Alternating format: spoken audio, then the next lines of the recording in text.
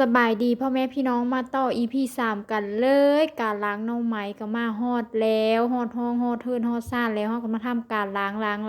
การทำการล้างหุ่นหรือไข่หน่อไม้นั่นล่ะทุกคนทำการล้างให้มันออกไปจนหมดเพราะว่าหน่อไม้ตัวนี้นะคายนี่ล่ะยามไปหาละเห็นละฮักเอ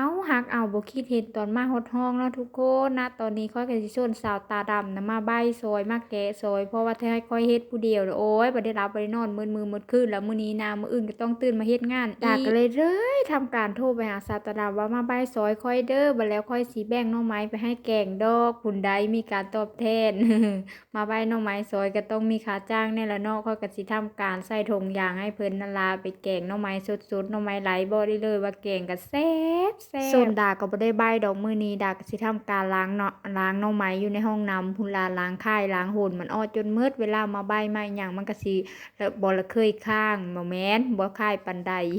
อ้าวนางอันนี้มากองก้นกองก่อยพู้นเลยอยู่ในนี้เฮ้อต้องขออภัยเนาะทุกคนเพราะว่าฟ้าวแห้งฟ้าวเฮ็ดฟ้าวแหลวเนาะมื้อนี้ก็ได้เวะงานเฮาก็หลายเนาะฟ้าวเฮ็ดฟ้าวแหลวเพราะว่าทำการ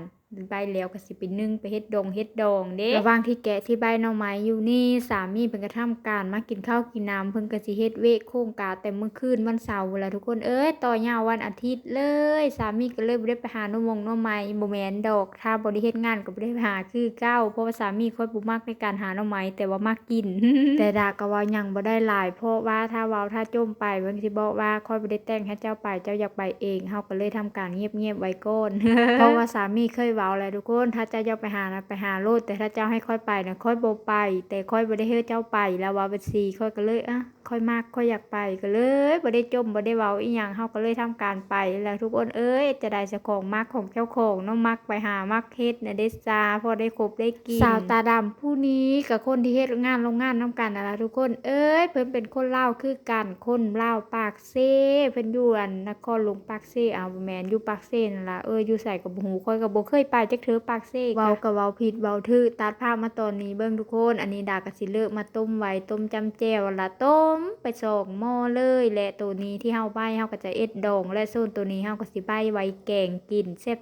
ๆส่วนตัวที่ดาจะแกงดาก็เลือกเอาด้อนอที่มันบ้ำๆขาวๆว่าเวลาเฮาไปแกงมันสิได้หวานๆต้มก็จืดไว้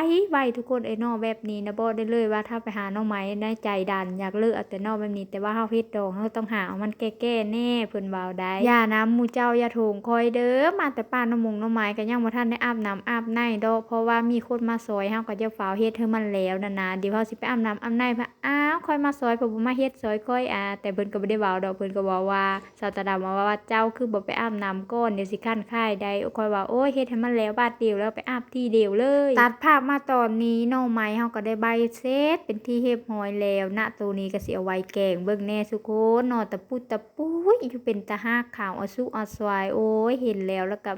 สะอ่อนค่ะใบหน่อหน่อไม้แล้วล่ะก็ทำการล้างน้ำเรียบร้อยแล้วล่ะณตอนนี้ดาก็สิมาซอยมาหั่นมาผ่านี่ล่ะสิเอาไปไว้แกงตัวนี้ก็ได้เฮาก็มาผ่าเป็นต้นเล็กต้นน้อยไปก่อนบอกได้เลยในหมวดหมู่ของการหน่อไม้ดาเป็นคนที่มักกินหน่อไม้หลายที่สุดเลยทุกคนเพราะว่าหน่อไม้หลายมันจะมีความหวานเวลาเฮาต้มแล้วมันจะมีความแบบเว้าเลยก็แซ่บจ้ะนะหน่อไม้ไหลนะทุกคนลองกินเบิ่งเด้อถ้าให้ข้อยกินแกงหน่อไม้เนี่ยกินมื้อ